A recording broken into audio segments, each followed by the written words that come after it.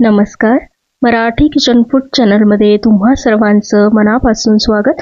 तर आज आपण डाळ तांदळाचे कापसासारखे मऊ लुसलुशीत अप्पे कसे बनवायचे याची रेसिपी बघणार आहोत. तर अप्प्याच्या पिठामध्ये इनो सोडा काहीही न घालता नैसर्गिक पद्धतीने अप्प्याचं पीठ फर्मेंट करून आज आपण अप्पे तयार करणार आहोत.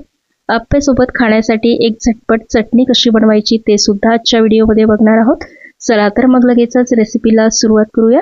तर सर्वात आधी आपल्याला अप्प्यासाठी इथे तांदूळ घ्यायचे आहे. तर इथे मी हे तुकडा तांदूळ घेतलेले आहे. तुम्ही कुठलेही तांदूळ वापरू शकता. ज्याचा भात मोकळा होत असेल असा तांदूळ वापरायचा आणि शक्यतो जुना तांदूळ घ्यायचा. तर 3 वाट्या इथे मी हे तुकडा तांदूळ घेतलेले आहे. 3 वाटी तांदळासाठी आपल्याला 1 वाटी उडद डाळ घ्यायची आहे. त्यासोबतच इथे 1 वाटी मी पोहे घेतलेले आहे. अप्प्याच्या बॅटरमध्ये पोहे टाकल्यामुळे अप्पे छान मऊ होतात, जाळीदार सुद्धा होतात. सोबतच 1 चमचा मेथीदाणे टाकून घेतले. मेथीदाणे टाकल्यामुळे अप्प्याचं पीठ जे आहे ते फर्मेंट होण्यास मदत होते. आता हे सगळं 2 ते 3 पाण्याने स्वच्छ धुवून घ्यायचं. बघा 2-3 पाण्याने याला मी धुवून घेतलेला आहे. आता यामध्ये भरपूर पाणी टाकून याला 5 ते 6 तासासाठी आपल्याला भिजत ठेवायचं आहे. 5-6 तासामध्ये हे डाळ आणि तांदूळ अगदी व्यवस्थित भिजले जातात. बघा याला 6 तास झालेले आहे. डाळ आणि तांदूळ अगदी व्यवस्थित भिजले गेलेले आहे, बघू शकता इथे. आता आपल्याला हे वाटून घ्यायचं आहे. तर अप्प्याचं बॅटर जे आहे ते तयार करण्यासाठी हेच पाणी आपल्याला वापरायचं आहे. तर यातलं पाणी मी बाजूला काढून घेते आहे जेवढं आपल्याला लागणार आहे आणि बाकीचं पाणी मी इथे फेकून दिलेलं आहे. आता डाळ तांदूळ मिक्सरच्या भांड्यामध्ये टाकून यामध्ये पाणी टाकायचं आहे आणि हे वाटून घ्यायचं आहे. आता अप्प्याचं पीठ जे आहे हे वाटताना थोडंसं रवाळ ठेवायचं, म्हणजे बारीक रवा ज्याप्रमाणे असतो त्याप्रमाणे हे ठेवायचं आहे. खूप जास्त जाड ठेवायचं नाही किंवा खूप बारीक सुद्धा करायचं नाहीये. बघा आता इथे डाळ आणि तांदूळ मी वाटून घेतलेले आहे. याच पद्धतीने उरलेले डाळ तांदूळ सुद्धा वाटून घेतले. आता जेवढं 1 ग्लास पाणी होतं तेवढंही मला इथे लागलेलं आहे. अप्प्याचं पीठ आपलं तयार झालेलं आहे, बघू शकता. याला व्यवस्थित चमचेच्या साहाय्याने मिक्स करून घ्यायचं आहे. आता हे बॅटर ठेवण्यासाठी मी इथे स्टीलचा कुकर वापरलेला आहे.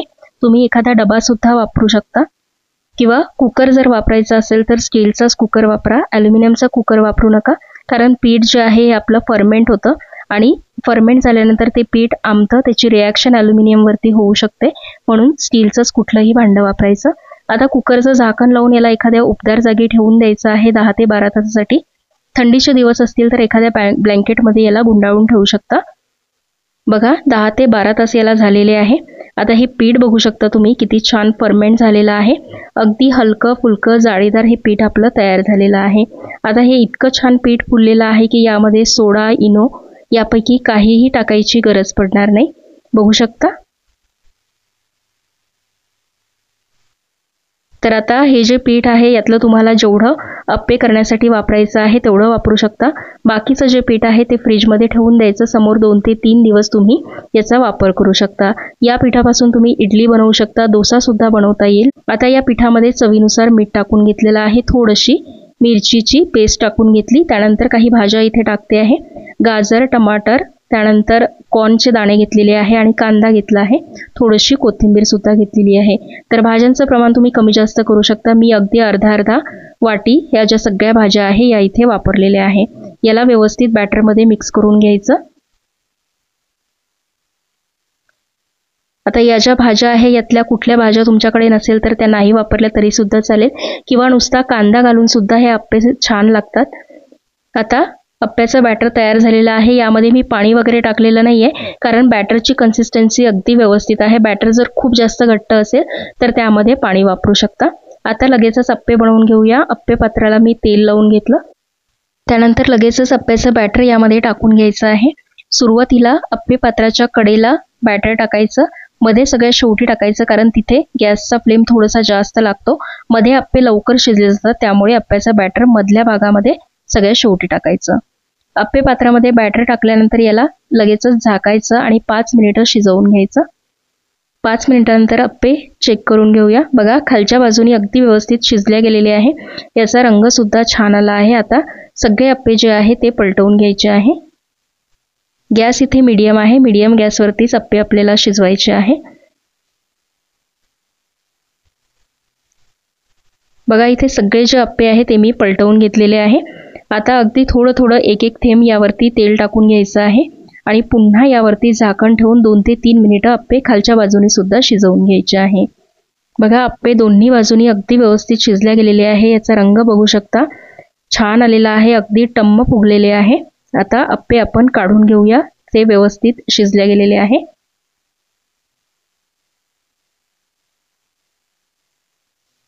तर हे अप्पे मी काढून घेतलेले आहे। पुन्हा अप्प्याची एक बॅच मी इथे करून घेते आहे। तर अप्पे पात्राला तेल लावून घेतलं आहे। आता अप्प्याचं जे बॅटर आहे ते अप्पे पात्रामध्ये टाकून घ्यायचं आणि यावरती झाकण ठेवून 5 मिनिटं अप्पे शिजवून घ्यायचे आहे। 5 मिनिटानंतर अप्पे पलटवून दुसऱ्या बाजूने सुद्धा याला छान लालसर रंग येईपर्यंत अप्पे शिजवून घ्यायचे।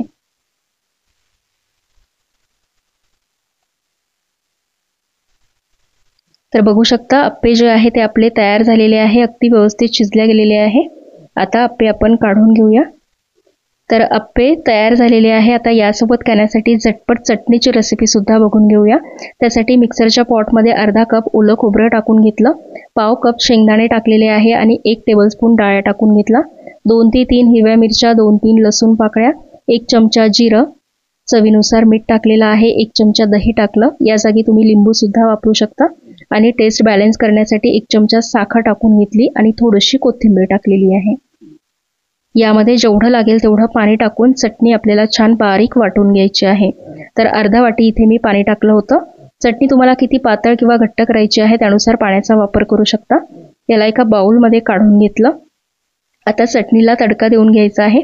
त्यासाठी 1 टेबलस्पून तेल गरम करून त्यामध्ये मोहरी, 2 ते 3 लाल सुक्या मिरच्या, 10-12 कढीपत्त्याचे पानं आणि 2 चिमूट हिंग टाकून याचा तडका तयार करून घेतला आणि हा तडका चटणीवरती टाकून घेतला आहे। अप्प्यासोबत खाण्यासाठी झटपट चटणी सुद्धा आपली तयार झालेली आहे। आता लगेचच आपण अप्पे आणि चटणी सर्व करून घेऊया। आता इथे अप्पे बघू शकता तुम्ही किती छान मऊ आणि जाळीदार तयार झालेले आहे। विशेष म्हणजे हे अप्पे थंड झाल्यावर सुद्धा असेच मऊ राहतात, कडक किंवा वातळ वगैरे अजिबात येत नाही। तर या पद्धतीने जर तुम्ही अप्प्याचं पीठ बनवलं तर अप्पे जे आहे ते अगदी छान तयार होतात। तर एकदा ही अप्प्याची रेसिपी तुम्ही नक्की ट्राय करून बघा, तुम्हाला नक्कीच आवडेल। तर कशी वाटली ही डाळ तांदळाच्या अप्प्याची रेसिपी मला कमेंटमध्ये सांगायला विसरू नका। व्हिडिओ आवडला असेल तर चॅनलला लाईक, शेअर आणि सबस्क्राईब नक्की करा। मी भेटते तुम्हाला अशाच एका नवीन व्हिडिओ बरोबर। तोपर्यंत धन्यवाद।